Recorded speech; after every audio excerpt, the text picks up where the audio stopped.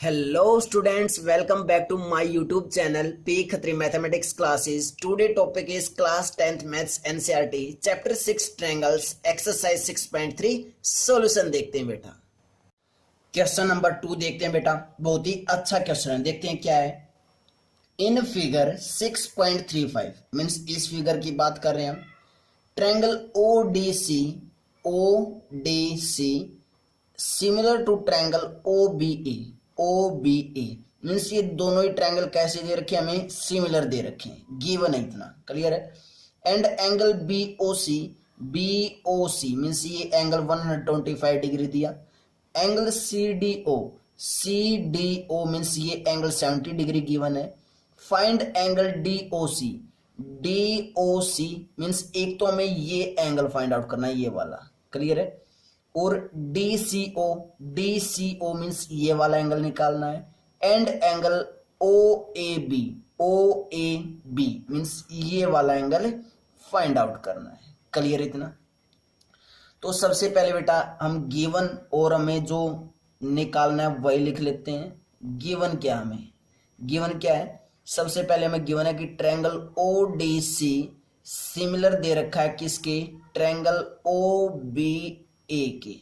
उसके बाद angle BOC given है कितना, 125 डिग्री। और एंगल CDO कितना है, 70 डिग्री है, क्लियर है। उसके बाद हमें जो निकालना है मीन्स फाइंड आउट क्या क्या फाइंड आउट करना है।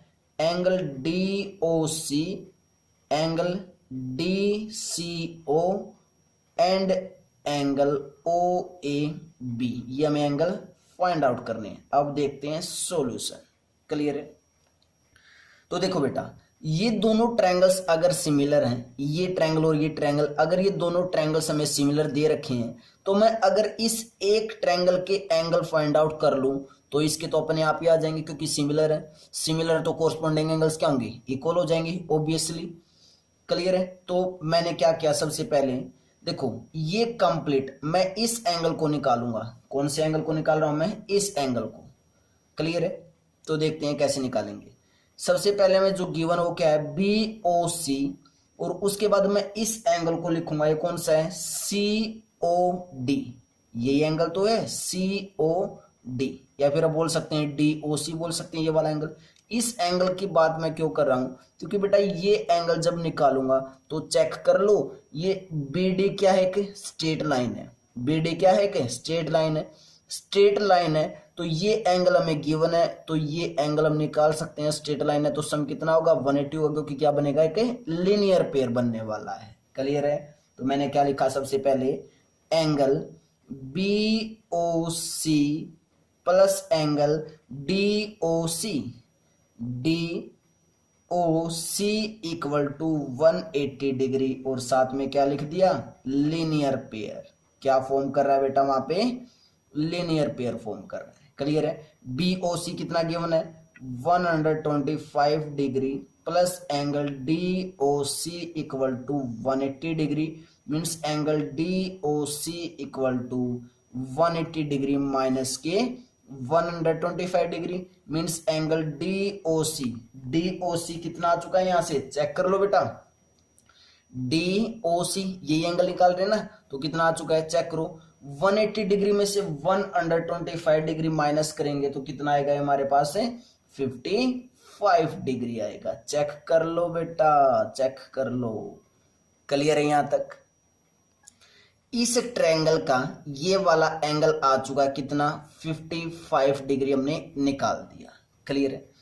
उसके बाद देखना है, ध्यान से देखना है बेटा, उसके बाद हमें ये एंगल भी निकालना था। मीन्स ये एंगल कौन सा निकालना था हमें, DCO ये वाला एंगल भी हमें फाइंड आउट करना है। तो जब ये वाला एंगल अगर फाइंड आउट करना है बेटा, तो देखो ट्रायंगल कौन सा, DOC बोले या CDO बोले, इस ट्रायंगल के दो एंगल आ चुके, तो क्या थर्ड एंगल नहीं निकाल सकते, angle sum property of A triangle से बिल्कुल निकाल सकते हैं। तो यहां से क्या करने वाला हूं मैं कि इन ट्रायंगल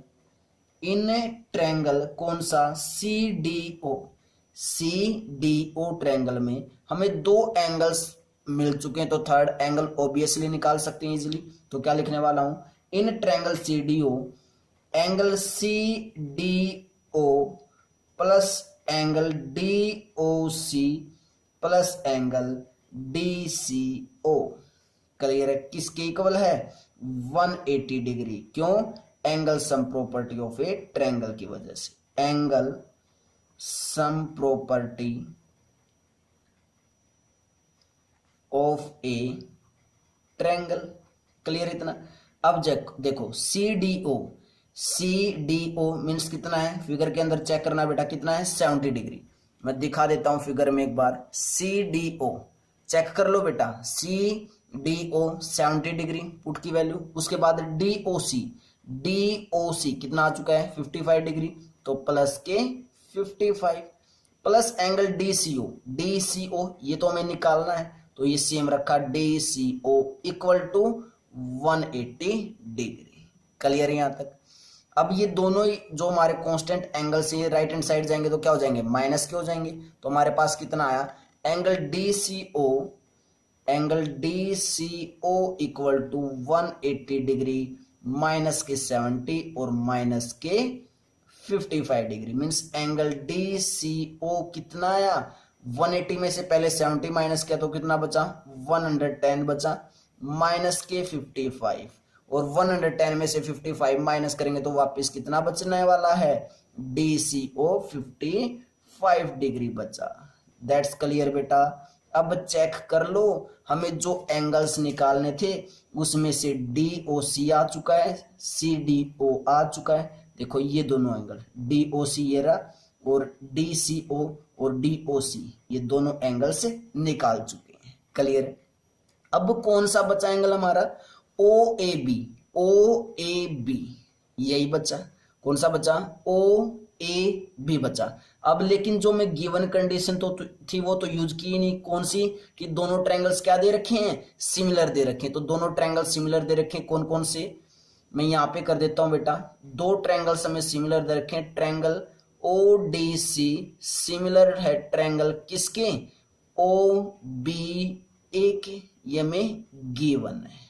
क्लियर है। तो यहां से मैं क्या बोल सकता हूं कि एंगल O किसके इक्वल होगा, एंगल O के होगा। इस ट्रायंगल का एंगल O किसके इक्वल होगा, इस ट्रायंगल के O के इक्वल होगा। इस एंगल का D किसके इक्वल होगा, इस ट्रायंगल के B के इक्वल होगा। और इस ट्रायंगल का C किसके इक्वल होगा, एंगल A के इक्वल होगा।